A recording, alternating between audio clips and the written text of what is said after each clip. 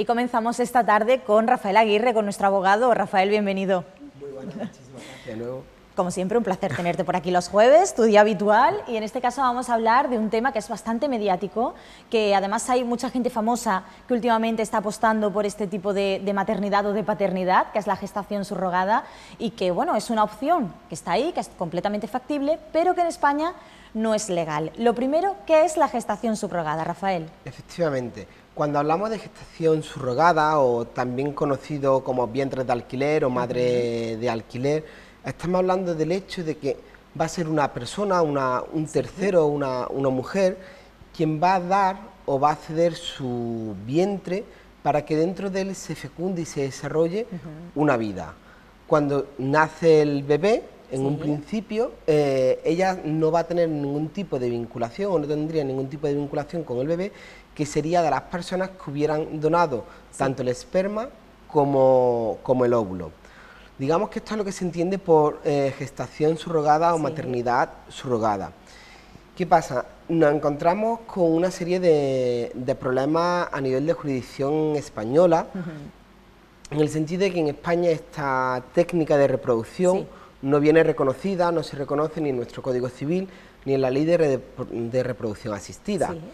Es más, se viene a decir, o nuestro sistema jurídico lo que dice es que la madre del niño es la persona que da a luz, y no se permite ese corte de vínculo.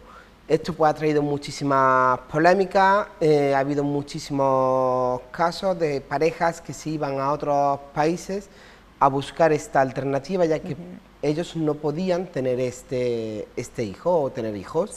Se da caso en parejas tanto heterosexuales como en parejas homosexuales. Tradicionalmente se opta por ir a Estados Unidos o a la India, pero a la India ya no se va. Hubo un cambio normativo en la India, de hecho hubo un tema muy mediático, muy sonado, de una pareja de españoles, una mujer y un hombre, que contrataron un vientre de alquiler o la gestación subrogada en la India, y cuando fueron a inscribir a su hijo, la India no autorizaba la inscripción, porque decía que al no ser legal en España, no se autorizaba. Sin embargo, hay otros países donde sí viene a ser legal y donde sí se permite. En este sentido, nos vamos a encontrar siempre con pros y con contras. Es decir, a un tema que yo digo muy candente, nos vamos a encontrar con corrientes feministas generalmente que no lo van a apoyar, y también católicas, en este sentido coinciden, hablan de que se está traficando con el cuerpo de la mujer, de que hay un nuevo mercado, y luego nos encontramos con otra corriente que son asociaciones de padres y madres que no pueden tener hijos, o de parejas homosexuales, que en cambio dicen que bueno, que sea la mujer que va a dar su vientre en gestación la que decida. Es decir, entonces nos encontramos con este doble vínculo, esta doble moral que viene a discutirse y que en España va generando problemas. El partido de Ciudadanos, ellos sí promovieron y llevan en su programa regular esta gestación subrogada, ya que dicen, si nuestros nacionales se van fuera a hacerlo, brindemos nosotros este abanico. Y ellos siempre lo han defendido de una manera altruista. Es decir, que la mujer gestante, la que va a dar a luz al niño, no puede recibir ningún tipo de compensación económica. Sin embargo, nos encontramos con la oposición de Podemos y la oposición del Partido Popular, que aquí parece ser que coinciden. Entonces, si tenemos problemas y queremos ser padres o madres y tenemos que acudir a otros países, tenemos que saber que no en todos los países en donde se permite la gestación subrogada se permite para todas las personas, y que hay diferencias. Por ejemplo, en Estados Unidos y en Canadá se permite la gestación subrogada, tanto para parejas heterosexuales como para parejas homosexuales. En Estados Unidos estamos hablando de un coste medio de 120.000 a 180.000 euros, mientras que en Canadá hablamos de 40 a 60.000 euros. ¿Cuál viene a ser la diferencia? En Canadá la mujer no puede recibir ningún tipo de compensación económica, solamente los gastos que genere la maternidad, la pérdida del trabajo, la ropa premamá. Claro, en los 9 meses de gestación en sí, todo lo que conlleva. Efectivamente, eso sí es lo que se puede pagar, y hay que justificar que el dinero se destina a ese uso. A eso en concreto. En cambio, en Estados Unidos sí cobran las agencias de intermediación, las madres que son que hacen de gestantes subrogadas también cobrarían. Digamos que está un poco más mercantilizado. Sí. Después tenemos otros países como Rusia, donde se permite, pero por ejemplo solamente para parejas heterosexuales, no para parejas homosexuales. Sí. Pasa lo mismo con la adopción en Rusia. Parejas heterosexuales pueden adoptar, parejas homosexuales no. Sí. Pasa lo mismo en Inglaterra. En Inglaterra pueden ser tanto homosexuales como heterosexuales, sí. Pero hay un problema. Y es que la madre gestante, la mujer gestante, tiene sí. derecho a no renunciar al hijo que dé a luz. Tiene 6 meses para arrepentirse. Sí. Por lo tanto, sí crea cierta inseguridad jurídica. Recientemente, Portugal ha aprobado una ley donde sí. aprueba la maternidad subrogada. En un principio se está regulando para para parejas heterosexuales. Sí. Se prevé o se rumorea que también se va a abrir al marco de las parejas homosexuales. Y aquí ya viene otra vez todo el tema de polémica. Hay quien dice que, oye, en vez de irnos a un vientre de alquiler, ¿por qué no se adopta? Y claro, también hay que ser conscientes de los trámites que genera una adopción. En España, cuando hablamos de adoptar, son más de 9 años de media. Sí. Y el proceso de adopción en España viene a ser, yo acojo a un niño, pero hay un periodo en el cual me pueden llegar a quitar a ese niño. Sí. Y esto es muy doloroso para parejas tanto heterosexuales como homosexuales. Por supuesto. Que inician este proceso, cogen a un niño con... Que crean ese vínculo ya de maternidad y paternidad con ese niño y al tiempo le dicen que tienen que devolverlo a su madre o a su padre biológico en este caso, porque sea quien reclame de nuevo la custodia. Entonces, eso ha hecho para atrás a muchísima gente. Después hay que tener en cuenta de que si optamos por la opción de la maternidad subrogada o la gestación subrogada, nos podemos encontrar también con problemas en el ámbito legal. Sí. En España no se reconoce, es decir, si lo hiciéramos en España no nos lo reconocerían.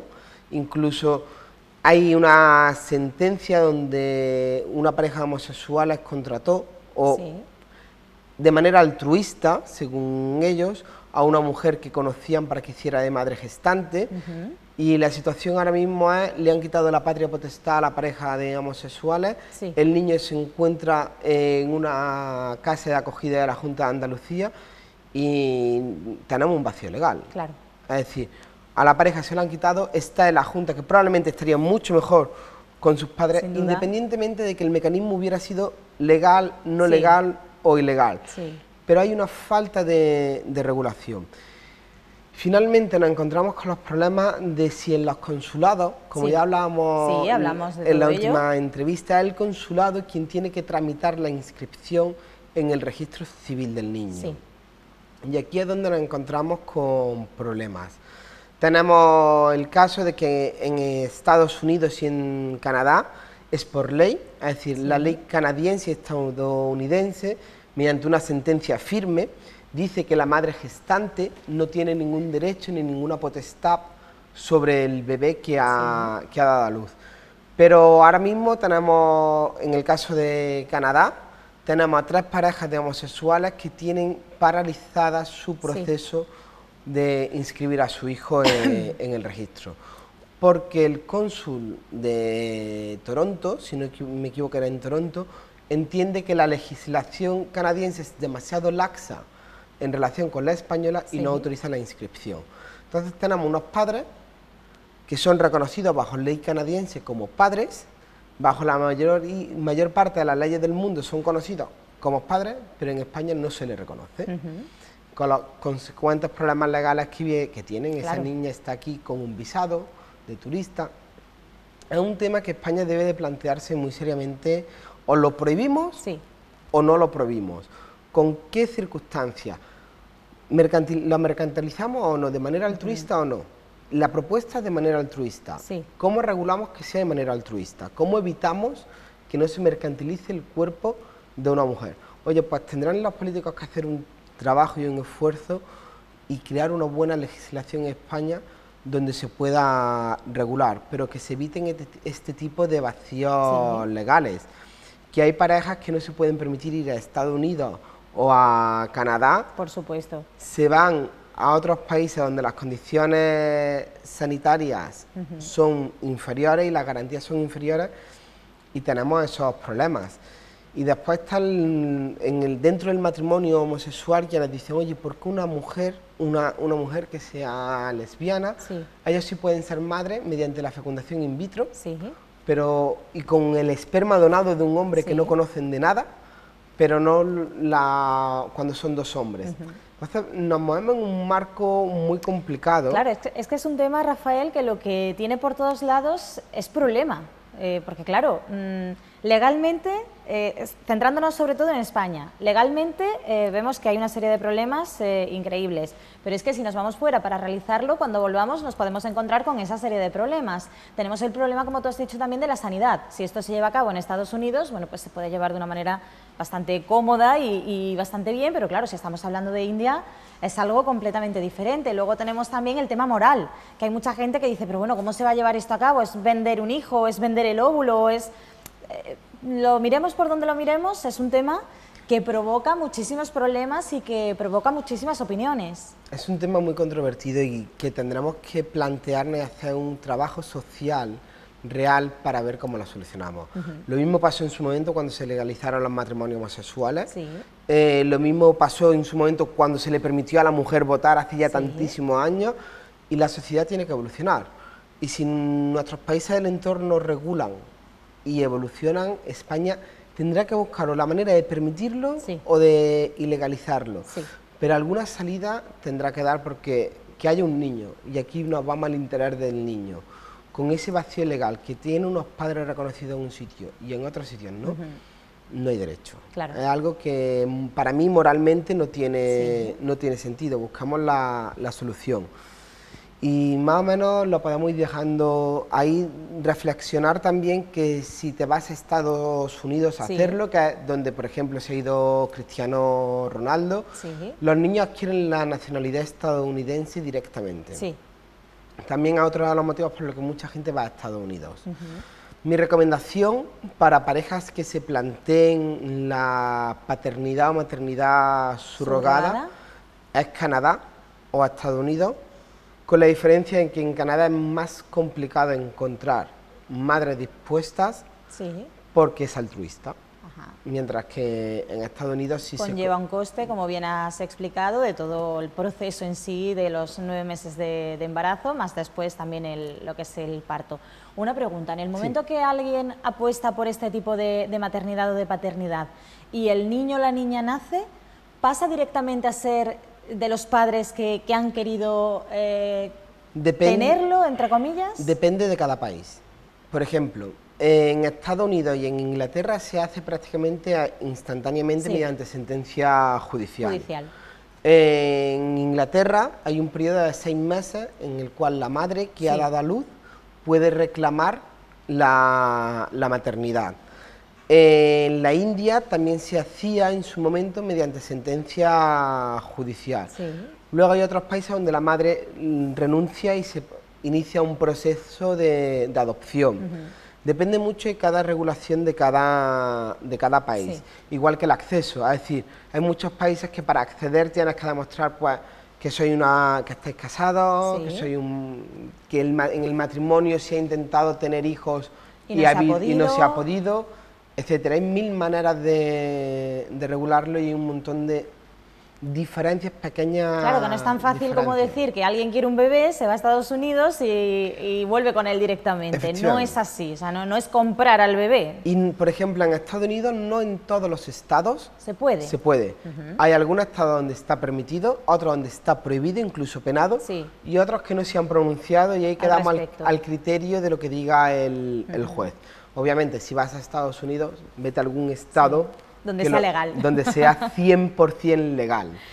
Lo que también es importante, Rafael, en todo esto es que las personas estén muy bien asesoradas judicialmente, es decir, que tengan su abogado, que sepan cuáles son las leyes que realmente se pueden cumplir o incumplir en el caso de que no se hagan las cosas correctamente, y que todo se lleve a cabo de la manera más legal posible para que luego esos problemas de los que hemos estado hablando se queden a un lado y ese niño pues pueda tener su vida normal y corriente con su nacionalidad española en este caso, si que estamos hablando de la gestación subrogada con padres españoles, y que no exista ningún tipo de problema, que ese niño pueda viajar, recorrer el mundo con los padres si quiere, y que no exista ningún tipo de problema al respecto. Completamente de acuerdo, hay que tener un buen abogado, tanto en España como en el país donde se vaya a ejercitar la maternidad subrogada, y un buen psicólogo. También es porque bajo mi punto de vista es un proceso muy largo que nos va a ir trayendo, queramos o no, muchos problemas, porque hay muchas manos que van a pasar por ahí que van a tomar esa decisión.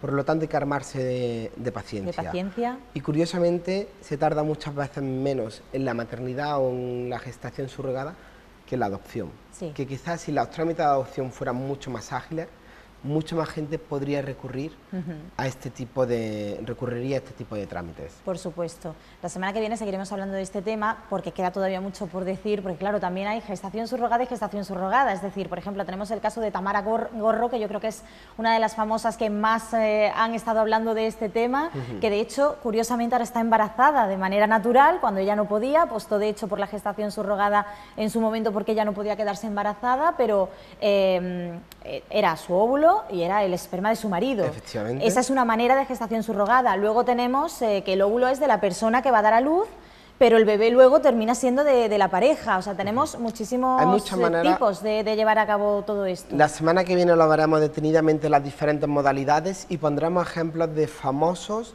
que sepamos que se han acogido a estas técnicas de reproducción. La baronesa Thyssen, por ejemplo, y además con gemelas, casi nada. Además ahí se decía que si el hijo tuvo algo que ver, o sea que como digo es un tema muy amplio y que también tenemos que tener todo eso en cuenta. Rafael, seguimos hablando la semana que viene, si te parece, de este tema, ¿de acuerdo? Y pensando ya en temas veraniegos, que nos vamos a marchar a nuestros especiales de verano a partir de la semana que viene, no, la siguiente, ya en julio, y algo tendremos que preguntarte seguro también. Pensaremos ¿Vale? Y serán interesantes. No te dejamos todavía que te vayas de vacaciones. Venga. Hasta agosto nada, como nosotros, ¿vale? Perfecto, lo apunto. Muchísimas gracias. Gracias a ti, de verdad, por acompañarnos. Hasta luego.